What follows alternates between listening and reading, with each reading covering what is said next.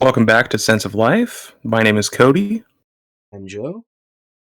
and for this week's episode, we watched the first season of HBO's True Detective with Matthew McConaughey and Woody Harrelson. Yeah, it it was a fucking great show, man. Yeah, I had heard things about the show, about the first season specifically, that Matthew McConaughey was really good in it, and Yeah, I don't think anyone could have told me would have prepared me for how good it was, because right. Yeah, it might be like a career defining performance from McConaughey. It was that good. yeah. It's I I was like having a hard time trying to remember what other stuff I've seen him in. Mhm. There's that one about the AIDS victim. What is that called? Dallas Buyers Club. I thought was okay. What else Okay, has he been in? I've not seen that. I saw a movie that he was in, where he plays a. I think he's supposed to be based on a real guy. It's like a Civil War movie, and I think it was called the Free State of Jones. I think was the name of it. Let me look that up real quick. Yeah, I think you're right. Yeah, he did the Free State of Jones in 2016, and that was like 2 years after he did this show, and Yeah, um, it didn't get very good reviews. I don't remember much about it, so maybe that's why. oh yeah, he's in Dazed and Confused in that pretty funny role. He's in. Uh, He's also in um, Tropic Thunder. yeah, what He's does he do? he plays Tug Speedman's his agent. Oh god, it's been so long since I've seen Yeah, it. and he's like in the background in that scene when Tom Cruise is screaming at the Asian guy on the phone. Yeah, Um, it's been so long since I've seen it. he like shows up at the end of the movie. Like his entire arc through that movie is that he wants Tug Speedman to get TiVo or something. It's supposed to be in Yeah, his contract. He's supposed to get that, and then he shows up like in the jungle at the end of the movie carrying like a case, and he's like, "I got you your TiVo," and then like they've the like Vietnamese drug cartel or whatever shoot an RPG at the helicopter, and he throws the case up, and it stops the RPG from hitting them. And that like that's his entire involvement in the plot. yeah. He's also in Magic Mike. I've not seen that. Don't know if I want Um, to see that. it's about male strippers, but it is directed by Steven Soderbergh, so Hmm. it's an interesting movie. I watched it with my mom. Okay. I don't think I would do that. He was in a William Friedkin movie called Killer Joe. Okay. Uh, it was based on a play. I have it. I haven't seen it. Yeah, Mhm. he's one of those guys that like you know who he is, but like when you actually look at what he's been in, you're like, I haven't seen him in anything. What am I doing with my life? Yeah, yeah. I think he's more known for those. I mean, I guess. I can't remember what car brand it was. He was in like a car commercial. Oh yeah. What were those commercials? But yeah, he's doing that like weird finger thing that I catch myself doing when I'm driving, and I'm like, what am I doing? Why is this happening? It's happening because it's cool. No, nothing's cooler than Matthew McConaughey in a commercial. What was it like? Lexus or something? I don't know. It might have been. It might have been. But anyway. Um. Yeah. So Yeah. he So. plays a um. Well, I think it'd be better to kind of give an overall structure of the first season. It kind of starts as a series of flashbacks and kind of present day segments of there's these two federal agents that are I think they're federal agents I think they were. I men. think they were just detectives. Or are you talking about the two black cops that were? Yeah, the two black Okay. cops. Yeah, I yeah. think they're feds. I think they were federal agents. Yeah. Yeah. So the two feds are interviewing uh, Matthew McConaughey and Woody Harrelson's characters, who are named. Rustin Cole and Marty Hart. Remember that? Yes, Yeah. Yeah. Rustin Cole is Matthew McConaughey, Rust, Yeah. and Everyone calls him Rust. and Marty, who's played by Woody Harrelson.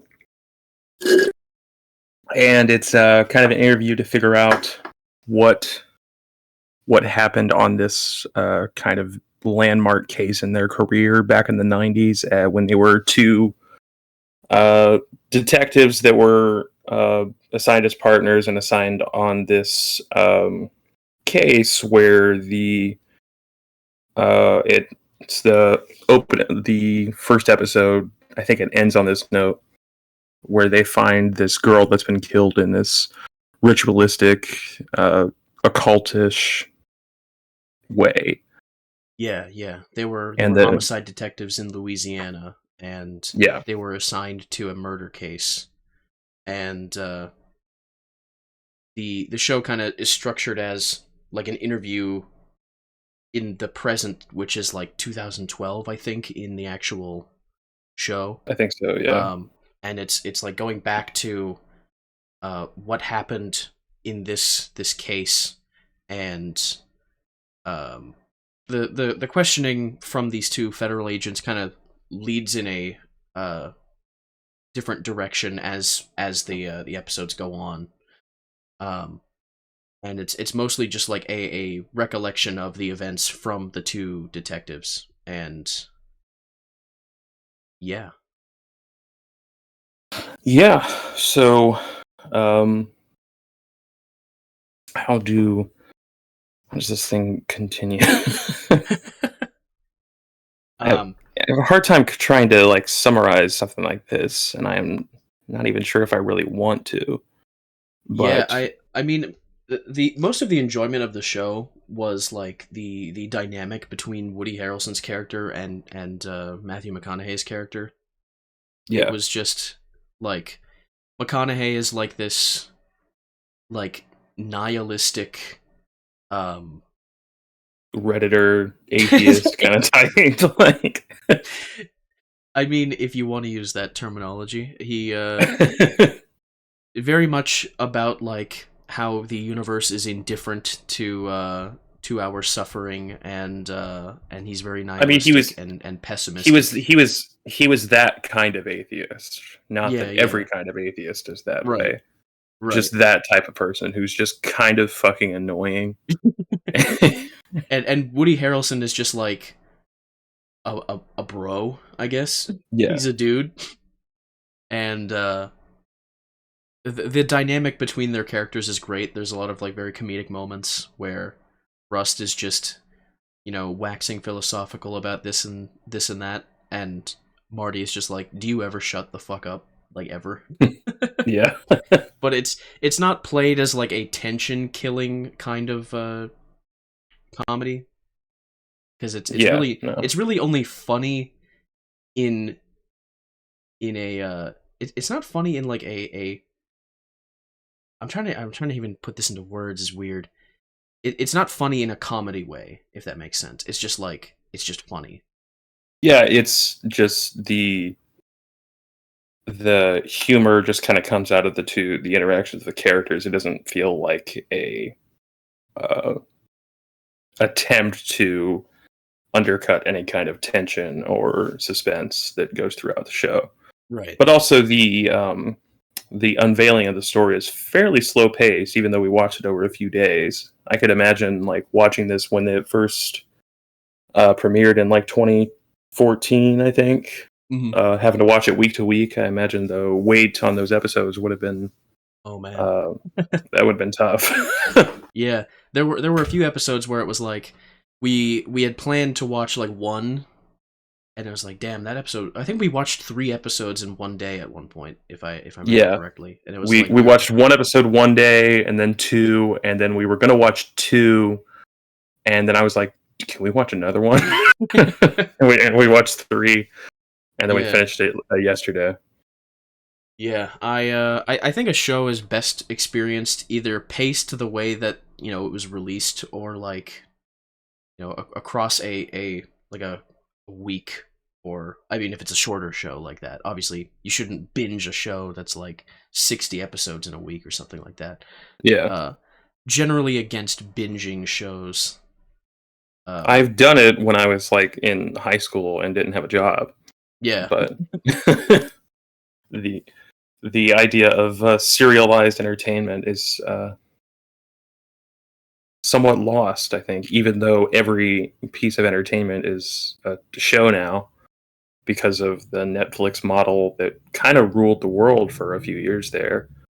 I think a lot of shows now do the weekly release, like Barry did that, and The White Lotus, I believe, did that as well. Mm, yeah. Speaking of the White Lotus, what's her name? She was in the first season Jennifer of Coolidge? no, Oh, the Alexandra Daddario, yeah. yeah, she's in this show as well. Yeah, and she has a pretty legendary sex scene with Woody Harrelson because Woody Harrelson, he's kind of a family man with Michelle Monaghan and their 2 daughters. Thing is, in the words of a character on the Paul Verhoeven movie Showgirls, um, Marty has a problem with pussy, and he is cheating on his wife with Alexandra Daria, who is a court stenographer, I believe. I think so. Yeah. Yeah, and she knows him, I guess biblically, and they're hooking up, and she has kind of a legendary sex scene that like supposedly put her on the map, which on TPN I was just re-listening to. I was telling you about this earlier. I was just listening to their episode on True Detective, where they also talked about the indie movie LIE, Long Island Expressway, another movie about pedophiles. Yeah. Spoiler alert: this show Spoiler is alert. about pedophiles. We'll keep it nice and light with the topic on the subject matter. Yeah. So he described Daddario as having the same kind of breasts as the giant boob from Woody Allen's Everything You Wanted to Know About Sex, but Were Too Afraid to Ask, which we covered. Yeah. And was good. So yeah, if nothing else, you get that around like the second or third episode. So I think that's reason enough to watch, but that's just me. Alexandra Daddario's tits, to be clear. Yeah. I realized No, we had brought up a couple different subject matter in there. I so. think that was pretty apparent. But yeah, very very interesting show. As you said, it was a pretty slow burn figuring out like exactly what the actual case was about. Yeah. And they kind of throw in some interesting literary references near the end that I thought were pretty neat. Yeah, you found that too? Yeah. We'll probably get to that. But... I'm glad we gave it an extra day before actually recording the podcast to actually do a bit of research on stuff. The entire show is very much as the plot unfolds, you realize that this one ritualistic murder is actually connected to a murder that had happened before, and originally that murder was suspected of being like a suicide, and it was like this woman who had like meth and LSD in her system, and she was like found dead in the water, and Rust kind of puts the pieces together and finds like she had a there's like this spiral kind of motif going on that you Yeah. see a lot, where the initial victim, whose name was Dora Lang, she had like this spiral kind of drawn on her, and the same thing was found on this drowned individual. And the detectives, I mean, they do some pretty good detective work, but they actually end up finding a completely different pedophile. Yeah. They find he was like a meth cook that was like the cellmate of the ex-husband of Dora Lang, the murder victim, and Yes. through some ethically questionable police work that involves there was a lot of stuff in this show where I was like, God damn, they're letting these cops get away with some shit, you know. Yeah. Uh, McConaughey was like, he's basically like the Spec Ops version of a cop. Like Yeah. his backstory that kind of gets unfolded throughout the show is that like he was a narcotics detective, or like a just a Yeah. cop, I guess. I don't know if he was a detective in that, but he there's like a meth head that injected their baby with meth, and he killed that the meth head. And Right. the cops were like, the guy was a piece of shit.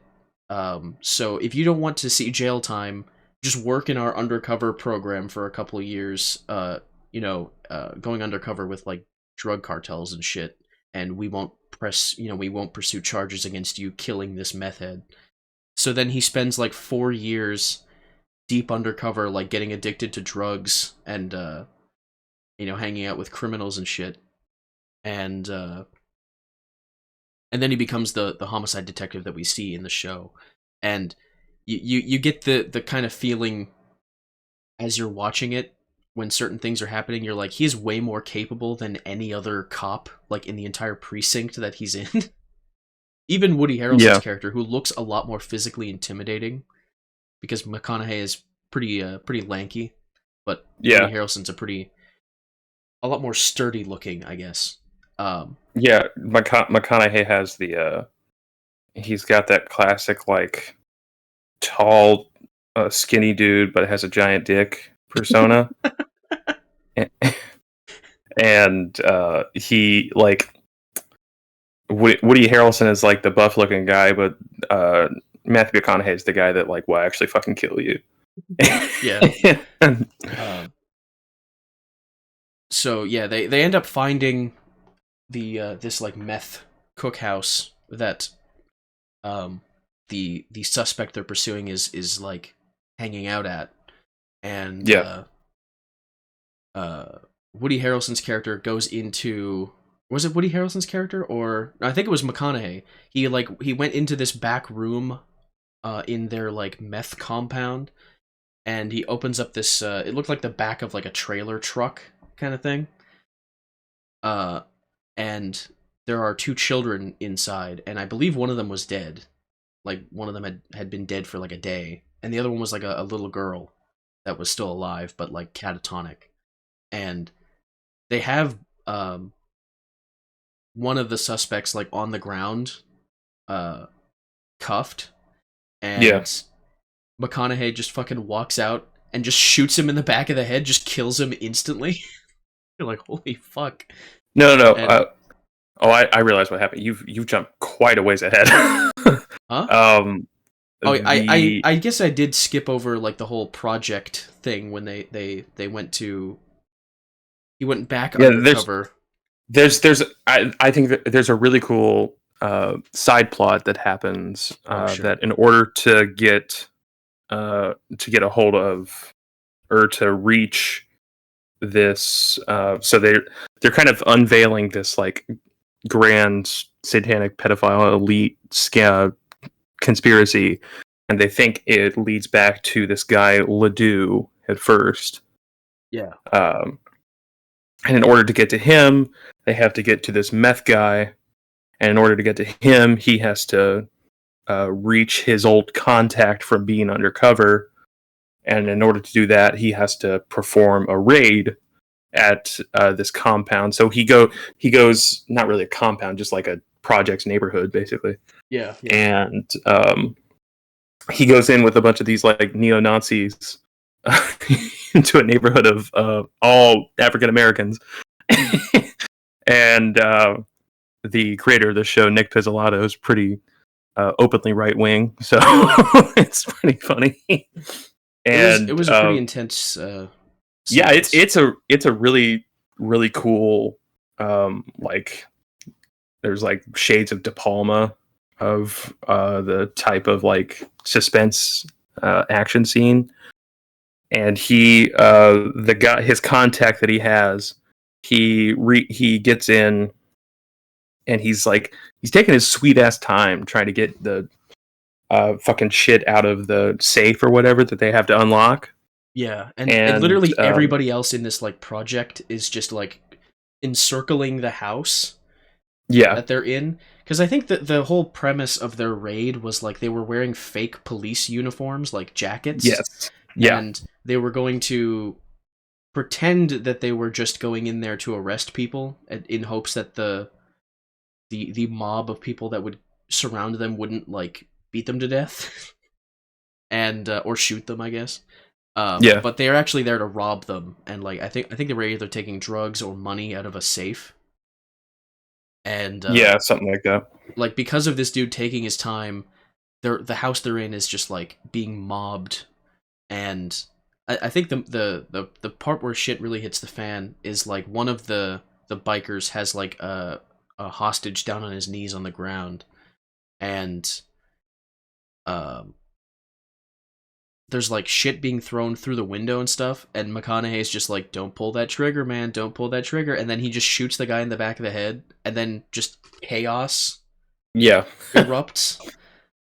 And and it's a really really great kind of almost Hitchcockian kind of suspense sequence. It was really cool.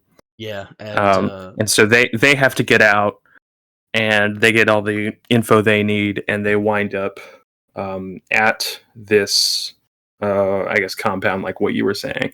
yeah. And what happens One point I is do want that to make before we get to that is that sure, but when he decides, like when shit hits the fan when they're robbing this place, he just drops all pretenses of being like undercover, and he just fucking whacks the guy that was his contact. It was like this bald guy named, like, I think they literally just call him Ginger. Yeah, Yeah, they just call him Ginger, and he just whacks him with his gun, and then he's just like, "We're getting the fuck out of here." And he calls Marty on the phone. He's just like, "I need you here in 90 seconds.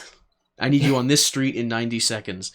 And then he's like 90 seconds, motherfucker. yeah, yeah, Runs. yeah, and he's like dragging this dude that he just beat the shit out of, and he has him like climbing a fence, and they're like hiding. They're like, it's like a stealth sequence in a fucking video game, dude. It was crazy. Yeah, And literally as they get to the spot, as they climb the fence, Marty you just hear his tires squealing as he just pulls up to the exact spot where they were going to meet.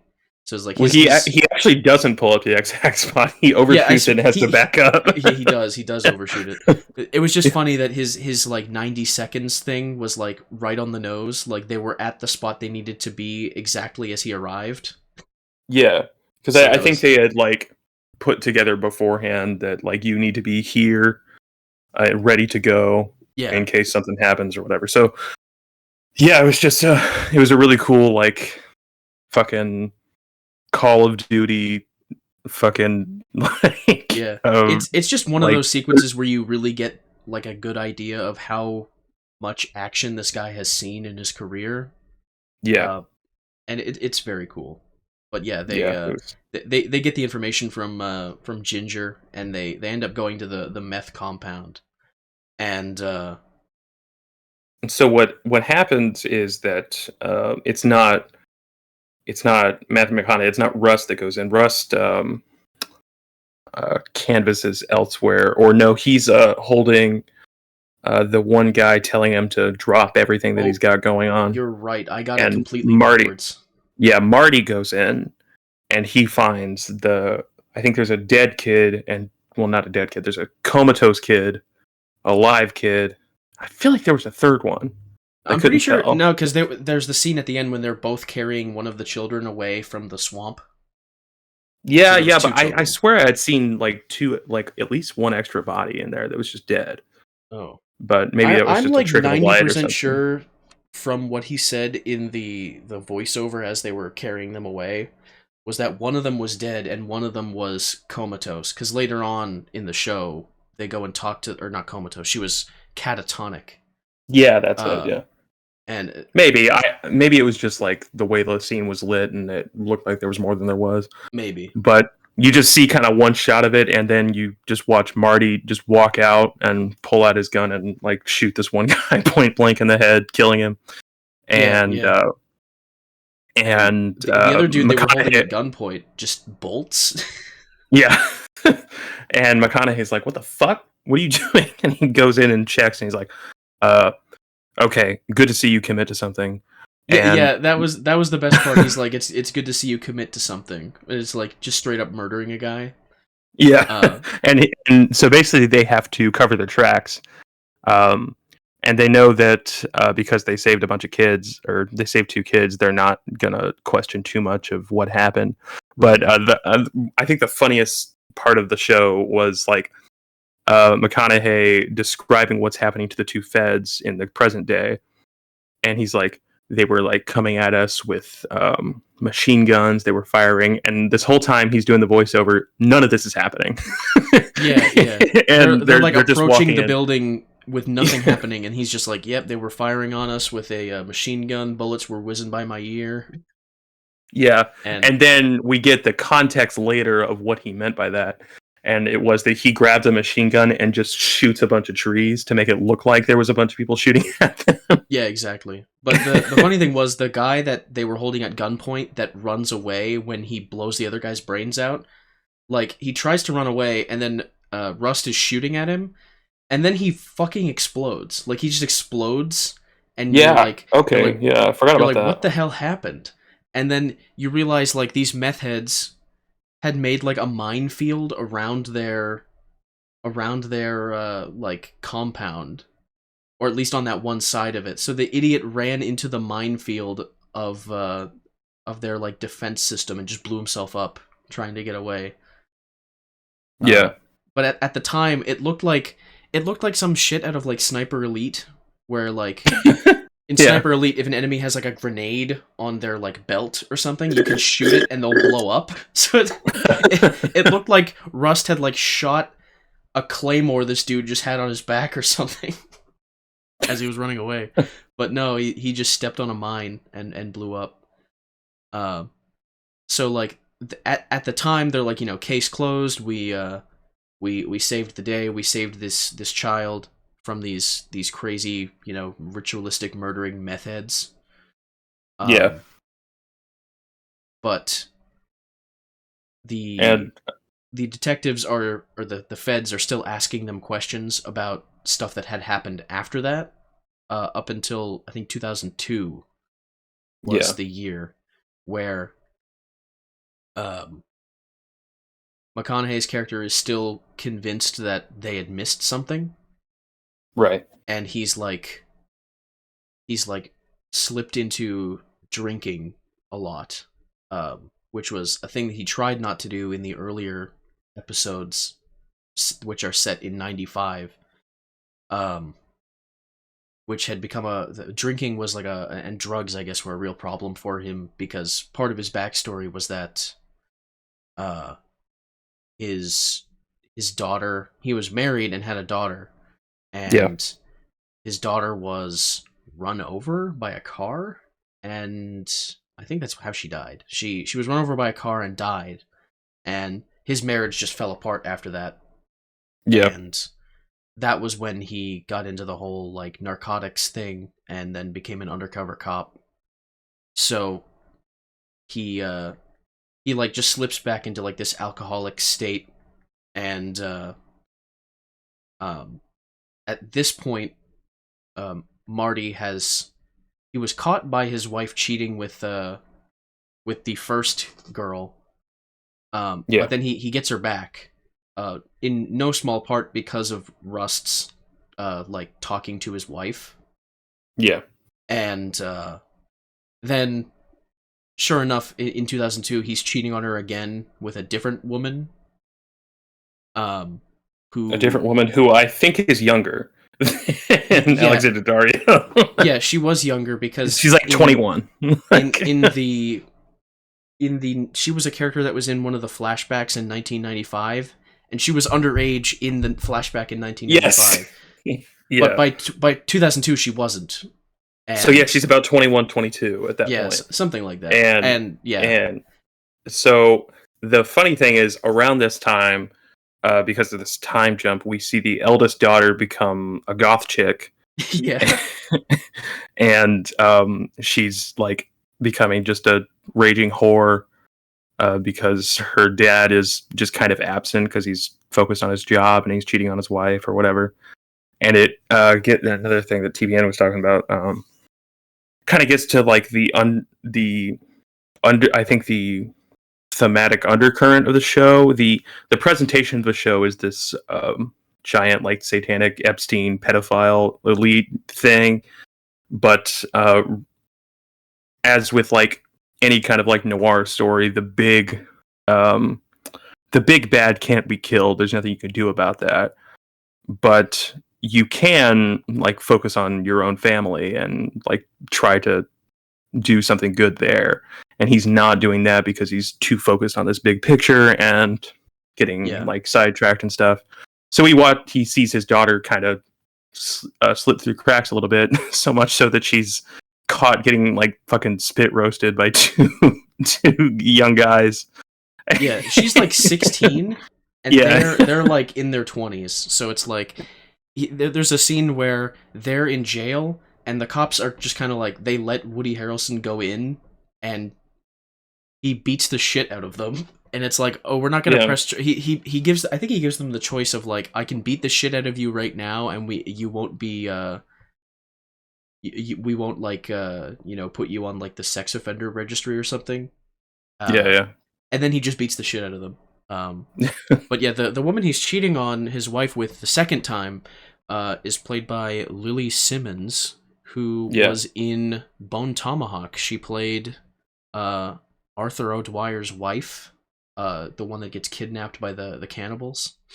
So yeah. I think I remember that. Yeah, yeah. She only shows up at the beginning and the end of the movie, but yeah, very good movie as well. If you haven't seen any S. Craig Zoller movies, check out Bone yeah. Tomahawk.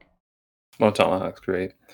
Um, Check out all of his and movies. He's only done a few, so yeah, pretty I easy think to he was supposed to do another one, and it hasn't panned out for manifested some yet. reason. Yeah, Too bad. not sure why. Unsure if anyone's going to make any fucking movies for the next like 10 years, given what's going on. But Yeah. um, anyway, so that all happens, and what kind of happens next? Well, what I was We kind kind of of getting jump into, forward, I think. yeah, they jump from 95 to 2002 after they solve the case, quote unquote Yeah, solve. right. Um, and um, it gets to the point where his wife finds out that he's cheating again, and she goes to she goes to the bar, and she was going to cheat on him with some random guy because she was just really pissed off that he had cheated on her again. Yeah, And she decides against it and instead goes to Rust's apartment and cheats with him. she like fucking date rapes him. It's hilarious. She date rapes him. Quote, it's hilarious. Yeah, he was so he like, was drunk in his apartment hanging out by himself with all these like insane pictures and shit all over his walls because yeah, he's independently investigating these like satanic pedophile elite people. yeah, and Um, he's at this point he's like taken off the force. No, he's not because Not yet. he's independently investigating, but using department resources. That becomes the problem later, right? So yeah, she fucks him, um, and in this kind of like underhanded, like passive aggressive way, she brings it up to Marty, to fuck with him, Right. And their marriage just basically kind of dissolves at that point. I think they stay together for a few more years after that, but um, it's not much. Yeah. It it comes to everything comes to a head at that point with the relationship between Rust and Marty when uh they're both at the police station and Yeah, um he confronts him and they get in this huge fight in the parking lot and the best part is you can really tell that McConaughey is just holding back because you get the feeling he could easily destroy Marty. yeah, Um, not not out of any just sheer strength, but just like skill. And it's and it's kind of if reminiscent. basically if he unleashed the monster, It would be very it would be bad. over. Yeah, So and like you get a glimpse of it because like he like charges at him and he kind of like about faces him and throws him right into the back of his truck, yeah, and he just kind of the fight ends very reminiscent of that scene in Once Upon a Time in Hollywood when yeah yeah when he throws Bruce Lee into the side of the car. yeah But yeah, he like kind of just sidesteps him and just launches him into the back of his truck, and it breaks the tail light. And at that point, I think that's when Rust. Initially, he was taken off the force for, I think it was a month without pay yeah for whatever he was investigating that was interfering with other shit. But then at that point, he just says he quits. He quits yeah. the force and And just leaves. actually, he was there because he was collecting his stuff because he had quit. Oh, you And might be right. yeah, I think so. Yeah. Small details like that I don't 100% remember, but yeah, it was Yeah, it yeah, was along those lines. That scene ends with him quitting the force, and the feds are kind of talking to Marty, and they're like these murders um have kind of started up again, the same kind of MO as the one you guys investigated in the 90s, and Rust has been just off the chart. He's just been off of anyone's radar for like off the 8 grid. He's been off the grid for like 8 years. No one's seen Yeah. him since 2002, Hmm. and um, except for he's been spotted at the crime scenes of these most recent murders. So they're kind of like planting this seed in his head that um, Rust was manipulating him back in the 90s into being like a pawn in his murder scheme, so they could blame someone else, kind of shift the blame to so he could keep murdering people. Yeah, Um, and despite this big fight that Marty has with Rust, and the fact that he fucked his wife, he yeah, still, even in that moment, says like no, he wouldn't do that. He's not a murderer. yeah, So you get this kind of the sense that he was getting like quite a bit of respect for Rust before shit just kind of hit the fan, and he didn't attack him out of like a pure anger. It was more, I guess it was pure anger, but it was also out of a sense of betrayal from someone that he actually greatly respected by that point, right. even Yeah, if he thought he was a pain in the ass. Um, and he just doesn't believe that Rust is the one that's killing people. And he kind of meets up with Rust after this, and they haven't talked to each other since he got his shit rocked in the parking lot.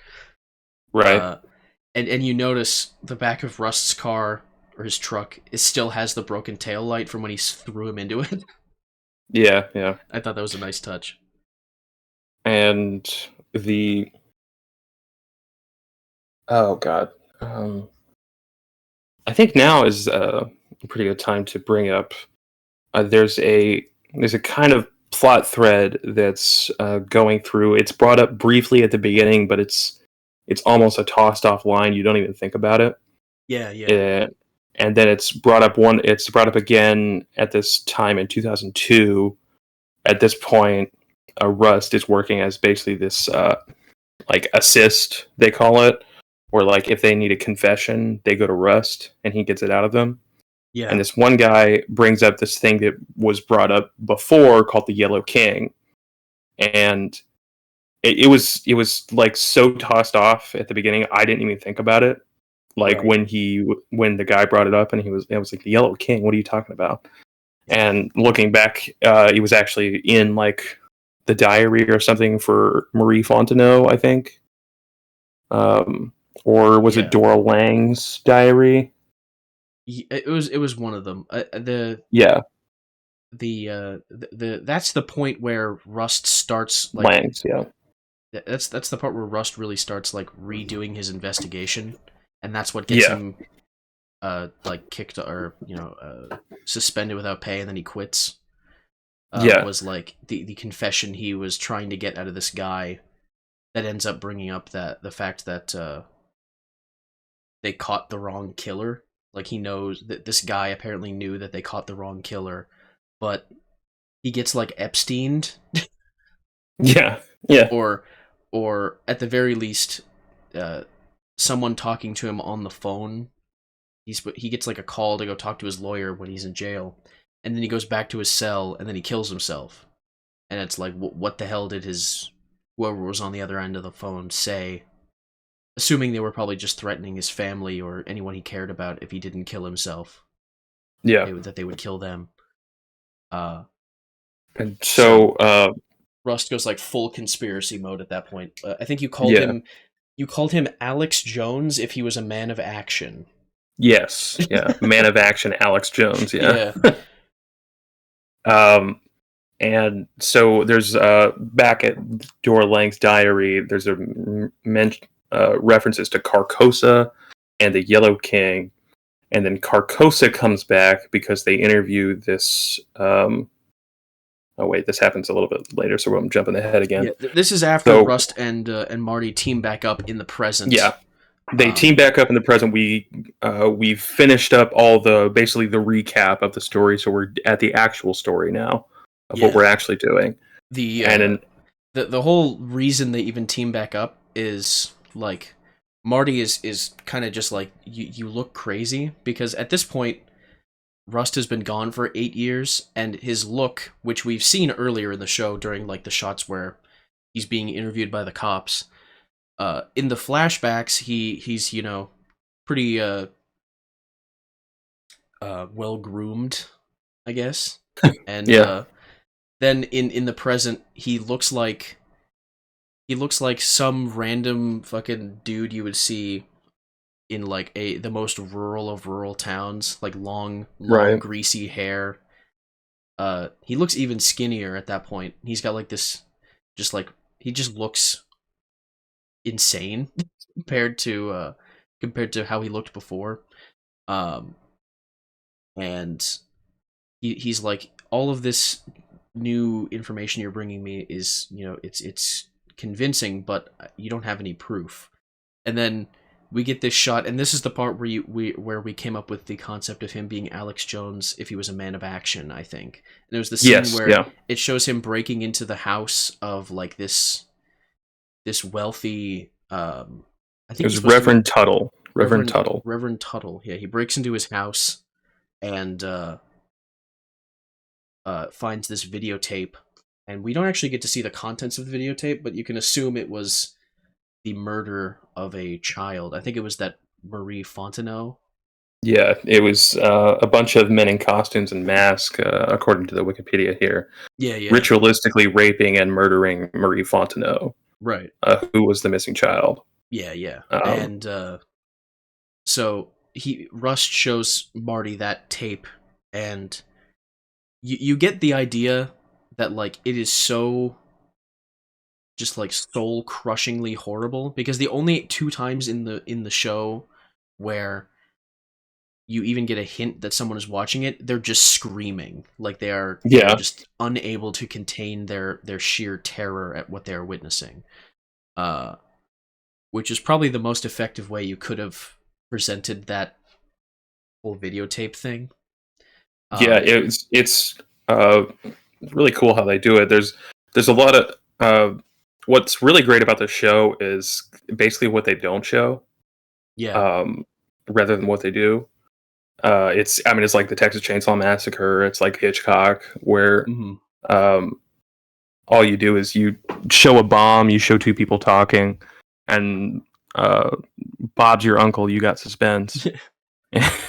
Yeah. And so basically, what they do is they show the beginning of the video, which is, I assume, basically the only thing they shot Yeah. uh, for this video, of like the girl in the weird antlers from the beginning of the show walking, and then you see like weird rope dudes. It looks exactly like you would think it would look, and then it just kind of cuts to his reaction, and he like starts screaming and freaking out. Yeah.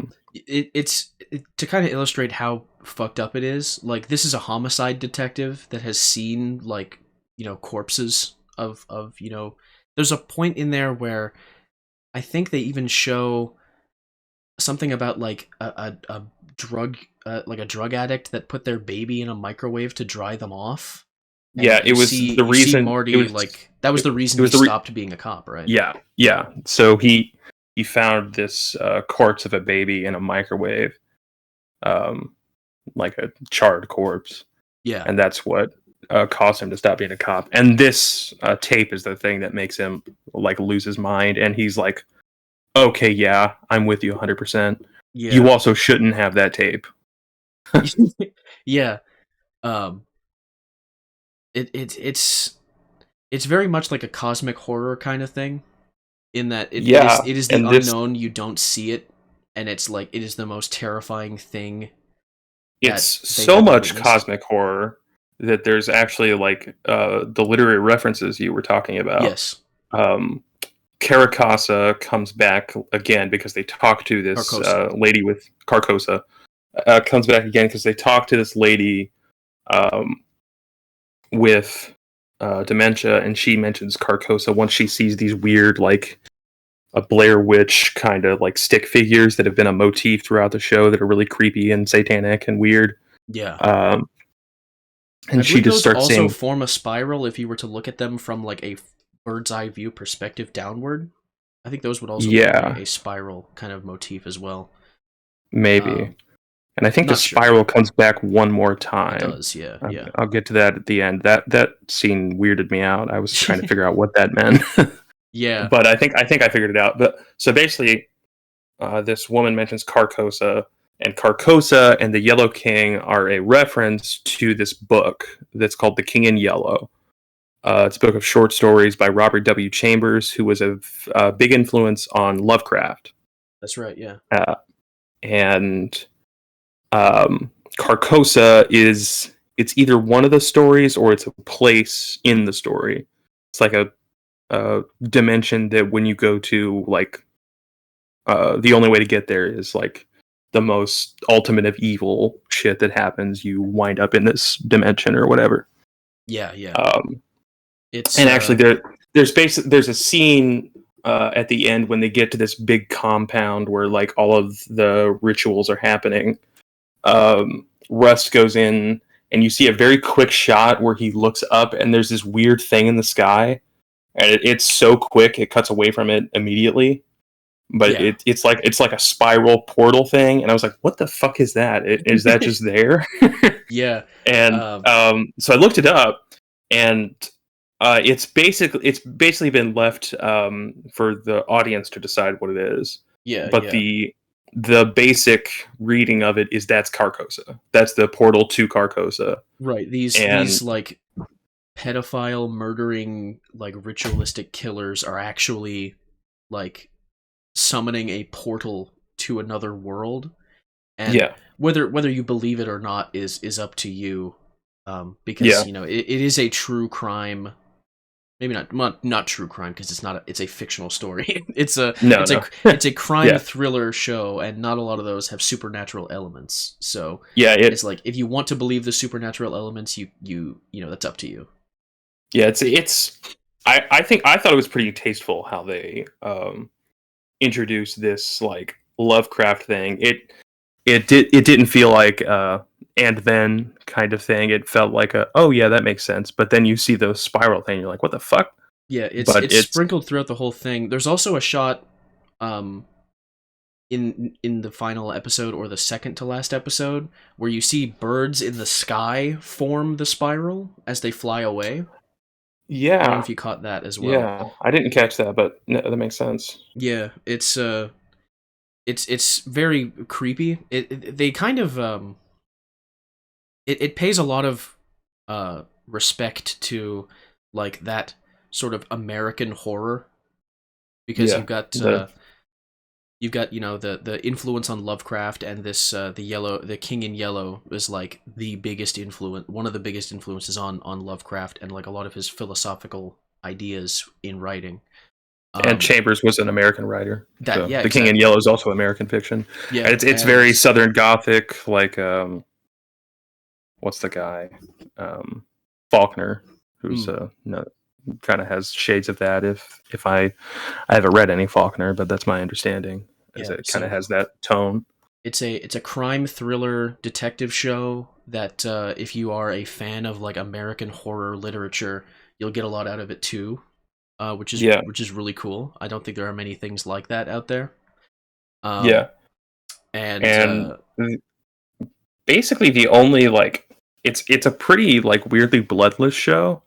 yeah, there really isn't If too much except for like at very the very end, explosive yeah, moments, like when he yeah, shoots the guy in the back of the head when they have him yeah, like yeah. tied up on the, or when they have him handcuffed, and then at the end, It's um, it's very deliberate with the violence and where it's yeah, deployed, mm, and unlike a lot of like horror now, that's just like kind of goofy, where the violence is basically a joke in and of itself. right, But like whenever something bad happens, you really feel it in the show, and it's I mean it's genuinely scary at some points. I mean we were watching it in VC, so we were able to like um, diffuse some of the fear. But if I was just watching this at home, I'd be like kind of freaking out, honestly. yeah. Um, so like the kind of overall like plot is resolved with the sort of revelation that this these ritualistic murders with the whole Carcosa thing, the reverend that he stole the tape from is a relative of like the, I think he's the governor of the entire state of Louisiana. Yeah, So it's like very much like a connection to like a political elite class kind of it's thing. it's very it's very Eyes Wide Shut. It's very like Jeffrey Epstein, and this was like about Couple 5 years years, before the yeah, a couple years before before that. Epstein killed himself, and then or did he kill himself? Yeah. um and so the it kind of comes to a head when they Marty and Rust uh finally track down the location of the actual killer, Yeah. who is this man with scars on the lower half of his face that they keep referencing. Hmm. um and uh that guy gave me like Silence of the Lamb kind of vibes with the state of disarray that his house was. Yeah. Yeah. Mixed that with like the the sort of like very, as you said gothic, southern gothic aesthetic going Yeah. on, very much like It's a swamp kind of vibe there yeah. with Yeah. the like It's old also American very architecture. yeah. It's also very like Texas Chainsaw Massacre about like Yeah, how um the villains turn out to be these like bumfuck like retarded um southerners that yeah, that are just insane, which is I think another kind of um underhand kind of thematic element of the show is this will be a bit of a tangent here, so bear with me. sure. um Love tangents. I was listening to this one podcast, Filthy Armenian Adventures, which I'd Mm, recommend, and he was talking to the film critic David Thompson. And David Thompson wrote a few books that are novels, but they're also kind of like going through the history of old Hollywood. The first one is about noir, and then westerns, and then screwball comedies. And they first started with a noir. And the thing about noir is like everyone that talks about noir talks about it like this is like the true underbelly of America. Like this is the um this is the oh, what's the word? This is the like byproduct of like late stage capitalism or whatever, where the what really happens to working people or something in a society that doesn't care about them. So this is like the real realism thing, and something like a Western is more like idealistic and like overly romantic or whatever. Right. The But kind of thing you hear about the noirs is that there's only bad people and worse people kind of thing. yeah, yeah. But the thing about noir is noirs are basically like shot in studio always. They're never like classically they weren't ever shot on location. They were always in a soundstage. They're always very specifically lit. It's very artificial. The story wraps up in a way it makes sense, and they're very interior in that it's kind of about like I think really like psychologically you could point to like it's really about the fear that like particularly Americans have about like what if this whole individualism thing isn't great, but it's just a fear. It's not real.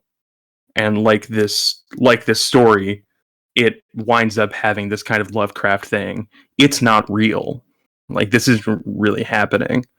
And I mean there are bad things that are happening, but you can't really do anything about that, and that's kind of wrapped up at the end.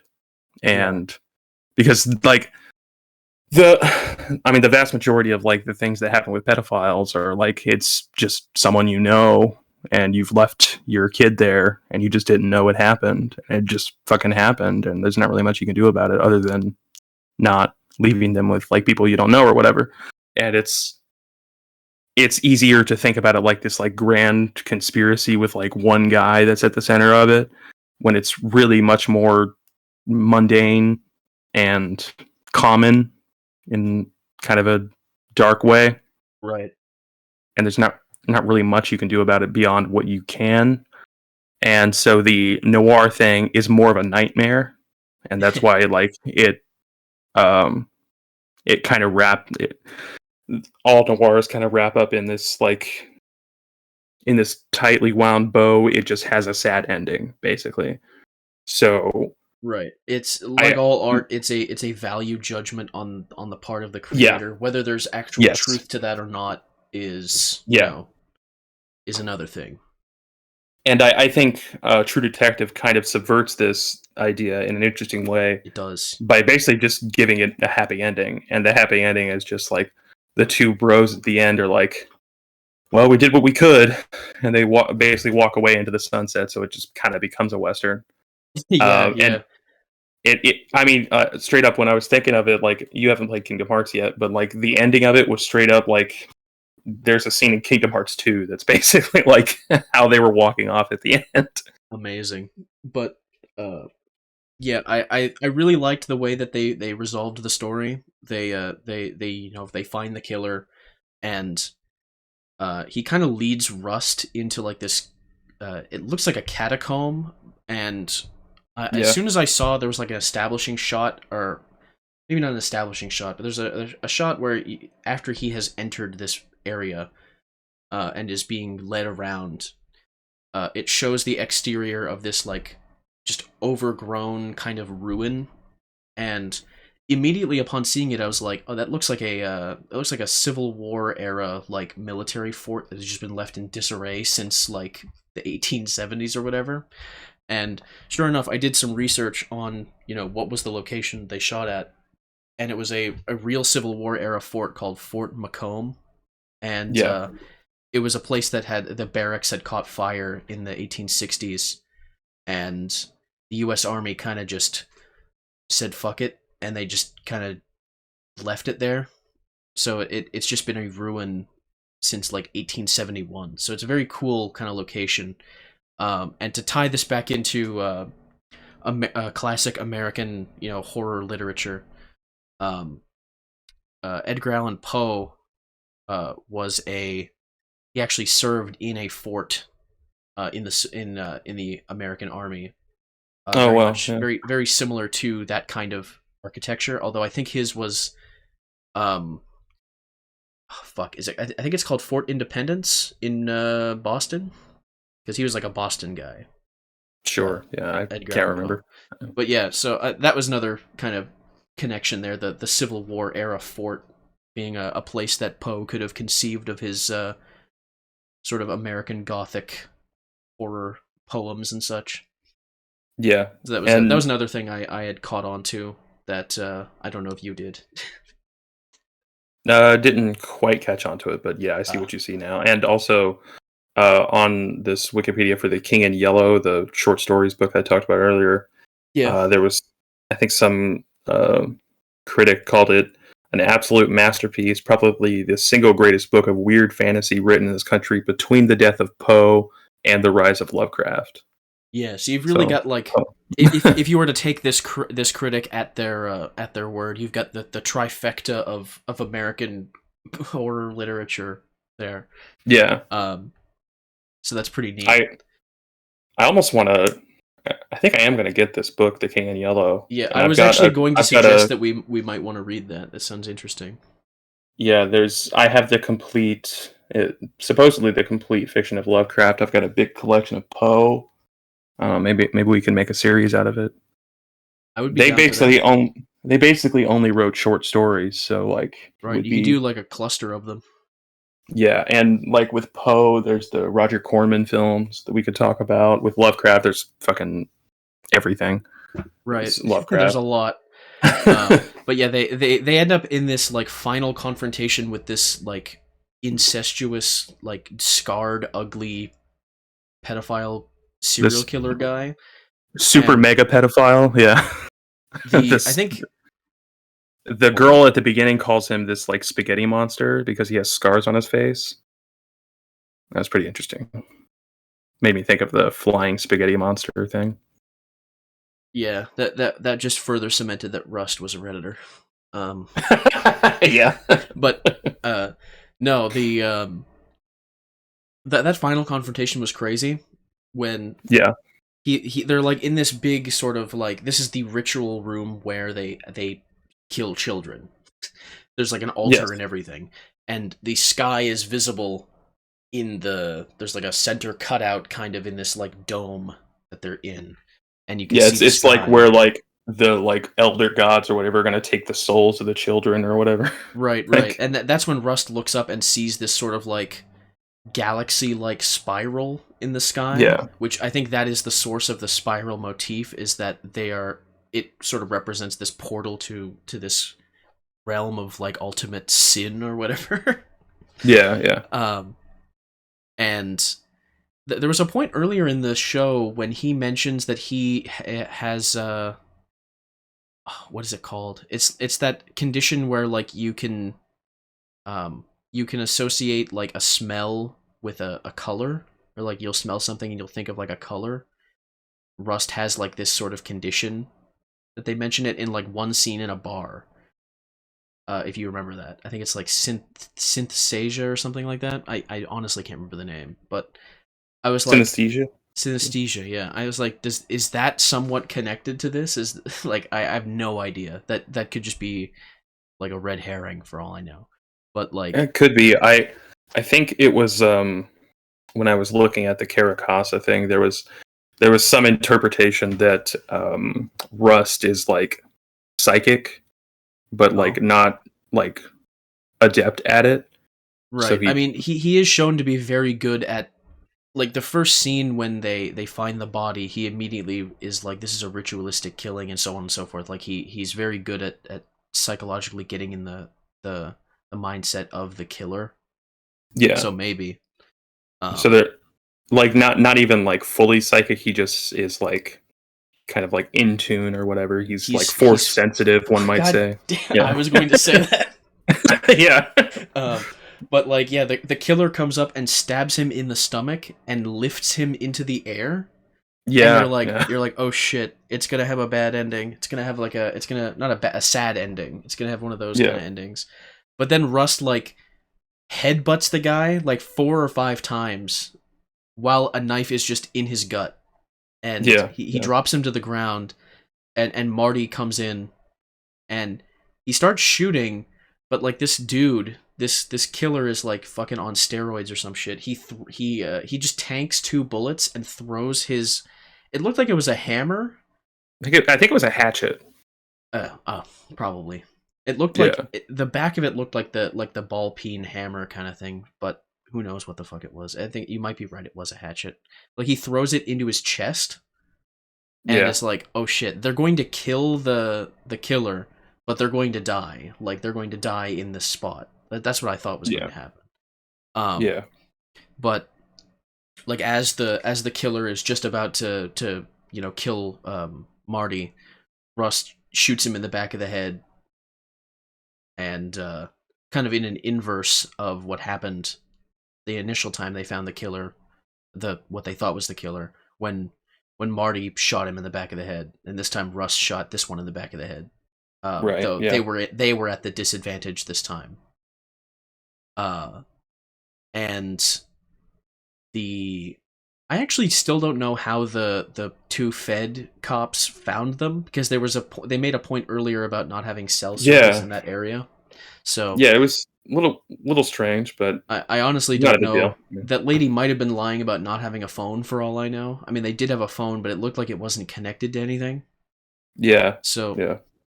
that point, I don't quite remember. But they end up getting rescued and brought to the hospital. And Yeah. you're thinking, oh, Marty's gonna make it, but Rust is not. But then no, he does live. He pulls through, and Yeah. they have like this finale, like this kind of like final scene when they're outside of the hospital and Rust is like in a wheelchair. Mhm. And I think it might be one of the best endings to a TV show I've ever seen. Like it was Yeah. really It was really great. fantastic. They're kind of talking, and Rust is kind of explaining to Marty that when he was in a coma after they performed surgery on him, that he felt like the warmth of the presence. He felt like an awareness while being unconscious, and he felt like a warming presence from his dead daughter and his father. Yeah. Uh, and he felt as though if he just let go, that things would be okay. Mhm. And they kind of share that like emotional moment, and then uh, they talk about the night sky being they talk about like telling stories of like the oldest story ever told, that the battle between dark and light, and kind of using the sky as a metaphor for darkness and light, the stars and the black emptiness of space. And Marty says something along the lines of like the darkness has a lot more ground than the light. And this is kind of like Rust's influence on him, I guess, because Rust is very cynical, very Yeah. very pessimistic in his Yeah. approach to everything. But then he kind of lifts up Rust from the wheelchair, and they're going to their car, and Rust says, he says, I think you've got it wrong about the sky. Uh, there was a point when there was only darkness. So if you ask me, the light is winning. And Yeah. that's It was just like the Kingdom last. Hearts dialogue. It was great.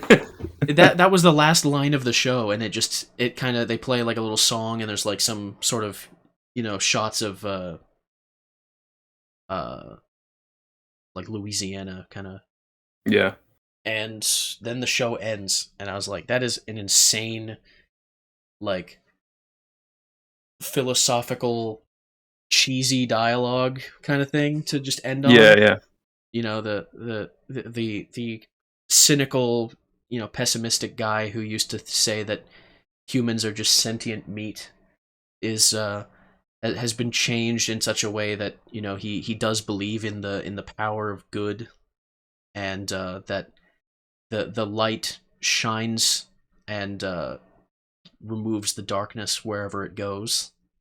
And yeah, that is some Kingdom Hearts ass dialogue from what I've Yeah. briefly played of Kingdom Hearts, and I don't care. I thought it was awesome.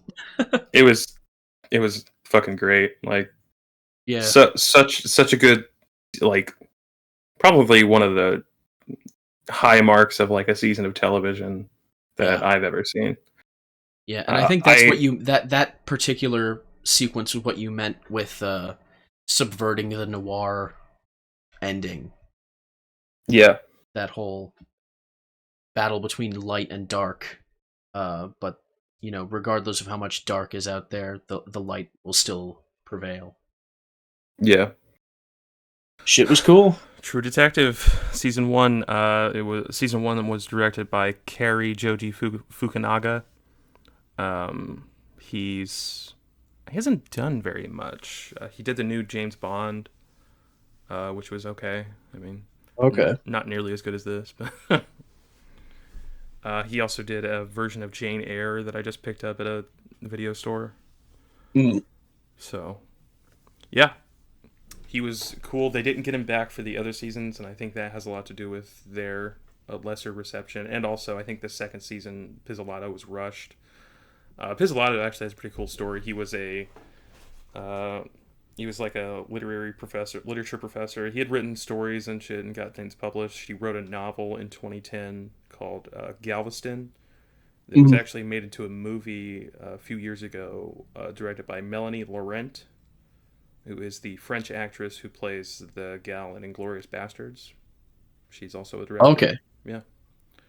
Uh, you It's mean pretty the good. the one that ends up becoming like the cinema owner in? Yes. Yeah. Okay. Yeah. Yeah. Yeah. The main Okay. girl. Yeah. Yeah. So she's also a director, as it turns out, and the movie's pretty good. It's got Elle Fanning, I think, early role of her. Well, not an early, but around the time of Neon Demon. hmm Um, it's it's dealing with similar subject matter of like Southern Gothic and not so much like a grand conspiracy, but you know, bad things happening in the home and kind of dealing with that. It's a pretty good movie. I think it's still on Tubi if you're looking for something to watch. But Yeah. yeah, that's True Detective. Do you have anything else you wanted to add? Not really. I think I got all the things I wanted to say out of the way. I think I covered everything I was thinking of. Not quite sure what we're doing next week, but we got an exciting thing for the week after, which I am behind on, but we'll get to that. We'll get to that when we're ready. Yeah. Um, yeah, so we'll see you next week with whatever we do. So thank you for Yep. joining. Yeah. Thanks for tuning in. Have a nice day.